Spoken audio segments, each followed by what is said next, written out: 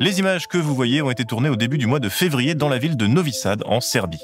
Des étudiants de tout le pays ont mené une action de 27 heures de blocage du pont de la Liberté, le principal point d'accès au sud de la ville. Et pour vous donner une idée de leur motivation, ces manifestants venaient de rallier cette ville depuis la capitale Belgrade à pied, c'est à 80 km. On peut dire qu'ils ont parcouru le chemin, ils ont tenu la distance. Les manifestations se poursuivaient encore à l'occasion de la fête nationale serbe le 15 février dernier. Plusieurs milliers de personnes se sont retrouvées dans la ville de Kragujevac.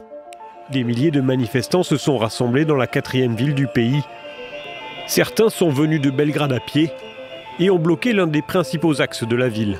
Et le mouvement a même commencé à concerner la Serbie rurale, comme le rapportait un article de Mediapart du 11 février. De mémoire de villageois, on n'avait jamais vu ça, s'exclame la serveuse de chez Miloš, une kafana, un café, située dans la grande rue de Gazin-Han, 700 habitants. Alors, que se passe-t-il en Serbie? Pourquoi les étudiants manifestent-ils? Et est-ce que ce serait pas un peu prendre les usagers en otage que de bloquer les ponts? La réponse à presque toutes ces questions, c'est tout de suite dans CDDM.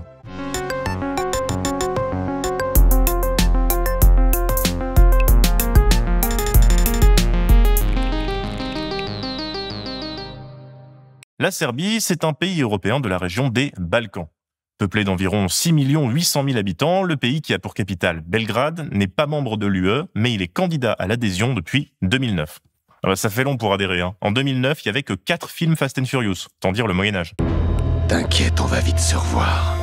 La partie en hachuré sur la carte, c'est le Kosovo, une région de Serbie devenue un pays indépendant de facto en 2008, mais qui est reconnue par seulement 96 pays, dont la France. La Serbie est dirigée depuis 2017 par Aleksandar Vučić, qui avant ça était Premier ministre entre 2014 et 2017. Vučić, il est membre du Parti progressiste serbe, qui comme son nom ne l'indique pas, est un parti nationaliste et conservateur. Alors depuis la chute du nationaliste criminel de guerre Slobodan Milošević en 2000, la Serbie était bien engagée sur le chemin de la démocratisation. Je dis bien « était », puisque comme le relève Andy Oshaj pour le site Atlantico, la Serbie a été rétrogradée au rang de pays partiellement libre par Freedom House en 2019 et l'Institut Videm, Varieties of Democracy, l'a qualifié d'autocratie électorale.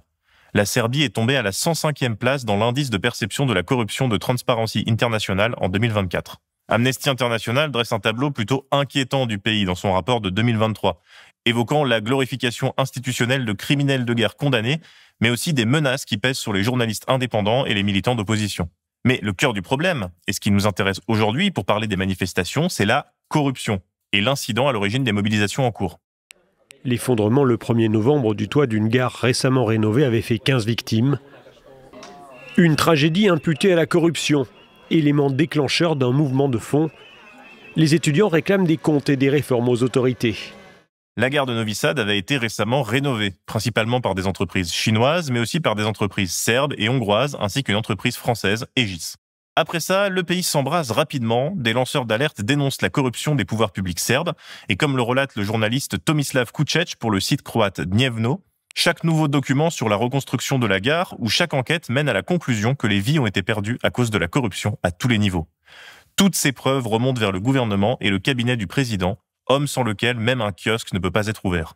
La mobilisation, elle est partie des universités avec un symbole, la main ensanglantée, qui représente la responsabilité de la classe politique serbe dans le drame du 1er novembre dernier. C'était il y a bientôt 4 mois et la mobilisation ne faiblit pas. Le maire de Novi Sad a démissionné, le Premier ministre a démissionné, sans parvenir à stopper les manifestations. Moje poziva odluka da podnesem ostavku na mesto predsjednika Vlade Republike Srbije. Pourtant, c'est pas comme si le pouvoir n'avait pas tout essayé. Comme tous les régimes autoritaires confrontés à une opposition, Aleksandar Vučić a joué la carte du complot, le complot occidental en l'occurrence. Le but de ceux de l'extérieur qui ont organisé tout cela contre la Serbie n'est pas de renverser Vučić et d'installer quelqu'un d'autre. Le but est de faire tomber la Serbie. Les manifestants ont également été ciblés par des actes de violence comme des attaques à la voiture bélier. A car rammed into a student-led protest this Thursday in Belgrade, seriously injuring a young woman. Des attaques par des hommes armés de battes de baseball ont également été rapportées.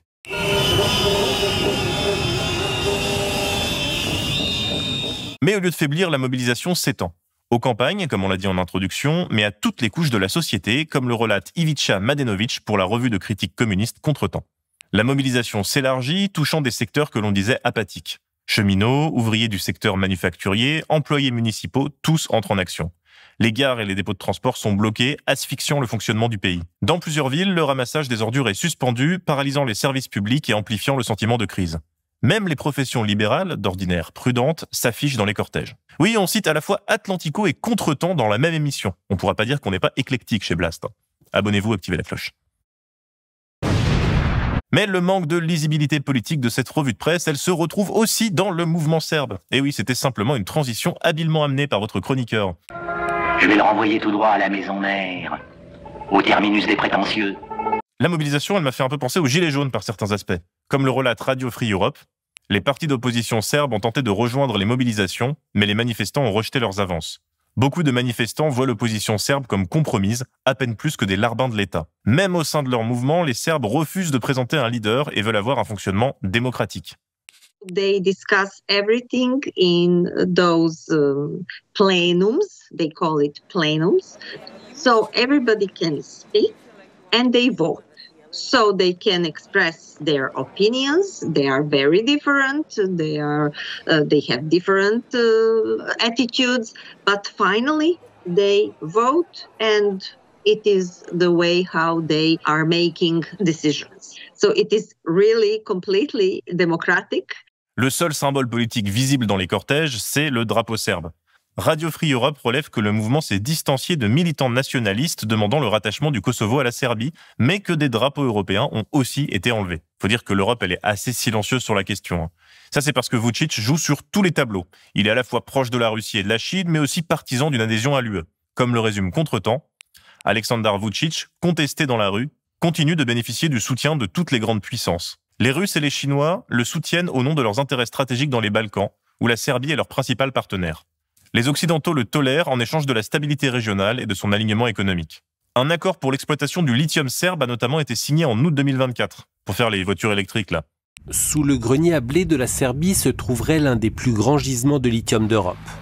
Ce n'est pas mieux du côté de la France, qui a aussi ses intérêts, comme le souligne un rapport de la Fondation Jean Jaurès sur le sujet. Les relations avec la Serbie d'Aleksandar Vučić bénéficient également de l'intérêt que celui-ci manifeste pour l'industrie française de l'armement. Emmanuel Macron s'est ainsi rendu à Belgrade en août 2024 pour conclure la vente de 12 chasseurs Rafale pour un montant de près de 3 milliards d'euros. Pourtant, les revendications des manifestants sont plutôt consensuelles et pourraient facilement être défendues par l'UE, comme le résume Courrier International. L'important, c'est que les institutions fonctionnent, que les lois soient respectées, que les responsables d'un crime soient sanctionnés d'une peine de prison et non pas promus à une fonction importante. L'important, c'est que chacun soit responsable de son travail, de ses paroles, de ses actes. Bref, ces Serbes se révoltent contre le système, contre l'arbitraire. Pourtant, même Raphaël Glucksmann, il n'a rien dit. Mais vous vous rendez compte à quel point c'est grave ? C'est une honte. La question qui se pose fatalement, c'est celle de l'avenir de ce mouvement, alors que la Serbie a déjà connu plein de mobilisations sans lendemain ces dernières années. Pour Ivica Mladenovic, si l'absence d'idéologie politique du mouvement est une faiblesse, la situation pourrait être différente cette fois-ci. Pourtant, un élément diffère. L'ampleur de la mobilisation et l'entrée en scène d'acteurs traditionnellement absents ou prudents, étudiants, syndicats, travailleurs du secteur public. Pour la première fois, des grèves et des blocages économiques viennent épauler les manifestations, dépassant la simple occupation de l'espace public. Un tournant ? Peut-être. Beaucoup de questions restent en suspens. Quel est le devenir d'une mobilisation sans leader et sans ligne directrice politique ? Si demain Aleksandar Vučić démissionne, à quoi va ressembler le paysage politique serbe ? Et quelle sera la place du pays en Europe et quelles seront ses relations avec la Russie, avec l'Occident ? Eh bien, je suis désolé de vous décevoir, mais la réponse à toutes ces questions n'est pas dans ces DDM. Voilà, c'est tout pour cette fois-ci. L'actualité nationale, c'est déprimant, mais n'oubliez pas que l'international sera le genre humain.